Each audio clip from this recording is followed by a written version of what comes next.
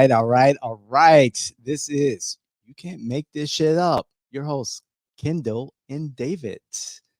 This is a Jay in Washington production. Thank you, John D. Maria. I did it, yes, for being our producer. And today we're going to talk about Anna Eskamani, Representative Anna Eskamani's recent introduction of legislation preventing criminalization of women who seek out and sought out and received an abortion in Florida. Um, Abortion is going to be on the minds of many Floridians for the next several months leading into November 2024. And it seems that Governor DeSantis made a false claim on television surrounding who is going to be criminalized for abortion. And so Representative Eskamani decided that she's going to address this particular issue with legislation. So let's go. Kendall, what do you have? Well, I just think I really love Anna Eskamani. She's very I don't know, she's just great. And so what she did is she introduced that legislation after DeSantis had claimed that women who received abortions would not receive like any criminal penalty for that.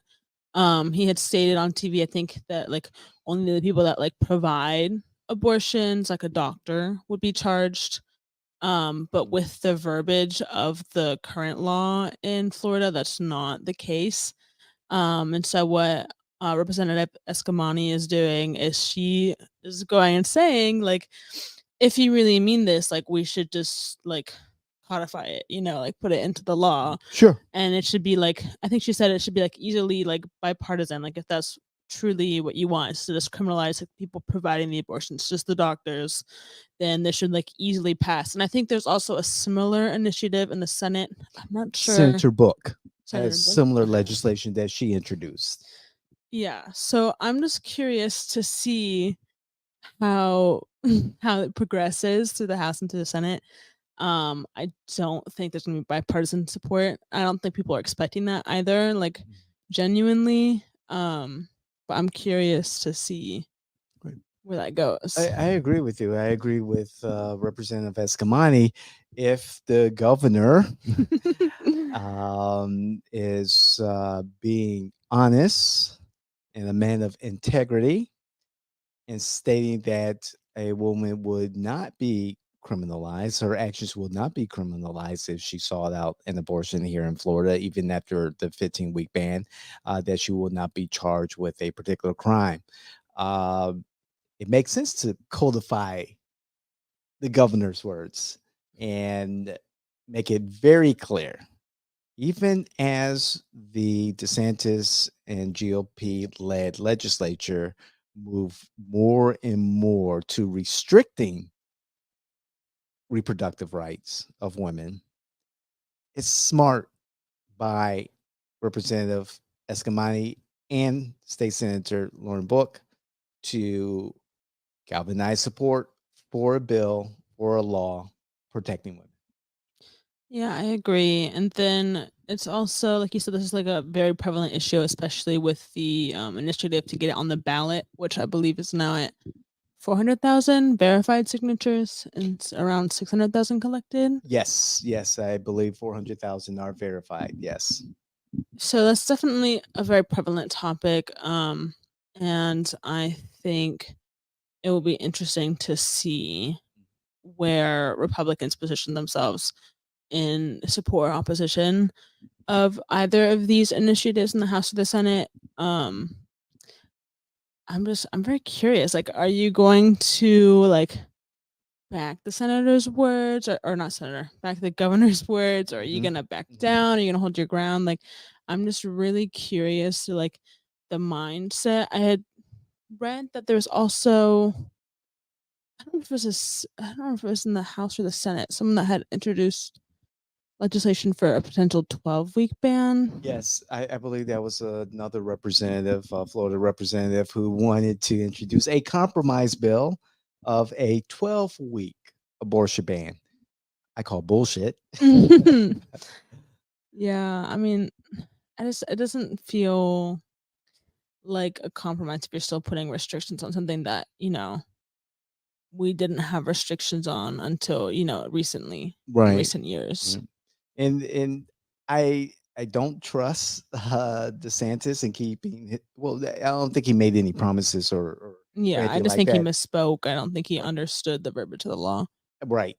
And I don't think that the conservatives in the legislature and the governor's house mansion will go along with Representative Escamani's bill, as we see the Attorney General, Moody, question the word viability in the abortion protection bill, or I'm sorry, Like the ballot ballot initiative. initiative, yeah, I did see that. And also we're seeing the Florida Supreme Court hear briefings on why abortion is not protected as a right to privacy.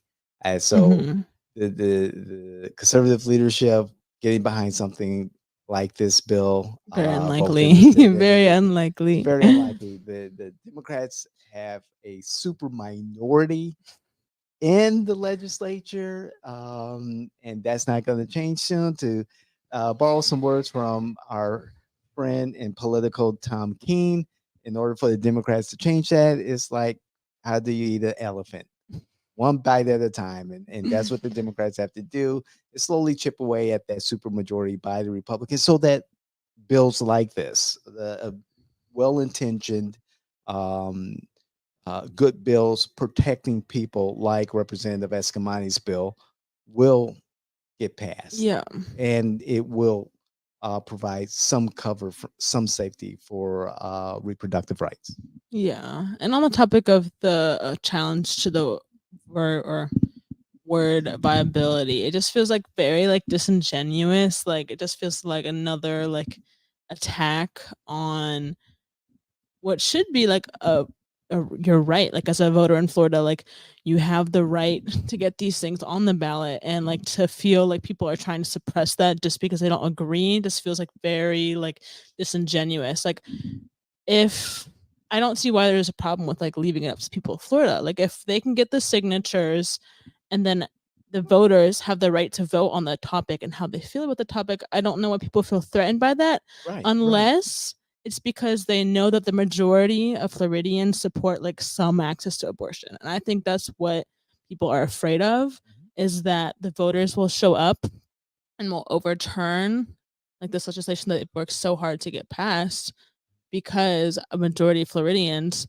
feel a certain way that like certain protections should be given for women that are seeking abortions. And whether we have a well-informed voter or not, and I know there's an argument, by conservatives and liberals alike, that voters are not the most educated on what's in front of them, particularly these ballot initiatives. However, like you said, Kendall, give the voters the opportunity to self determination, give them the opportunity to vote on matters that are important to them.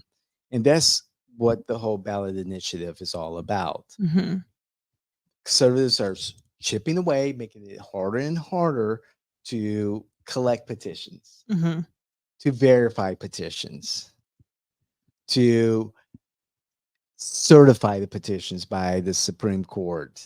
And every barrier that is put up against sensitive initiatives like the ballot initiative, just it just comes off as disingenuous when conservatives talk about protecting our freedoms and liberties. Mhm. And I do agree there should be like proper methods for verifying Mhm.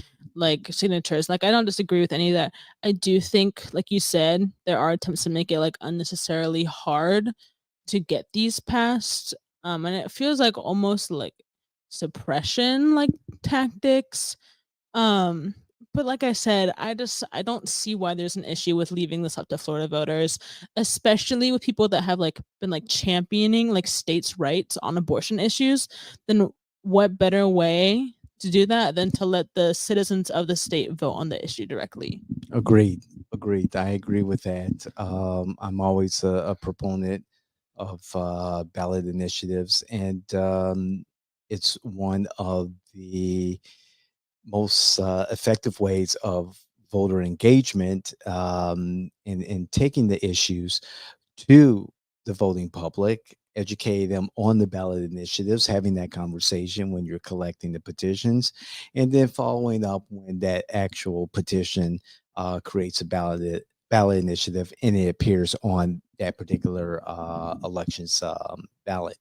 Um, we'll see how successful Representative Escamani is. She is known for her advocacy work on Yeah. behalf of women, on behalf of children, on behalf of her community, a tireless advocate for her community. And let's hope that her bill and the companion bill by State Senator Book does have bipartisan support. I would hope so. Yeah. And if it doesn't, this is something we'll follow up. If it doesn't, this does not bode well for Floridians. You know No. exactly, No, not at exactly where all. this super majority stands. Yeah. So we'll see. We'll see if the governor eats his words or if we do end up getting either of these bills passed. So Right. It's going to be a very, very interesting election cycle, and we're going to have a lot more content. It's particularly in regards to reproductive rights, ballot initiatives, in the election in 2024. You want to send us out?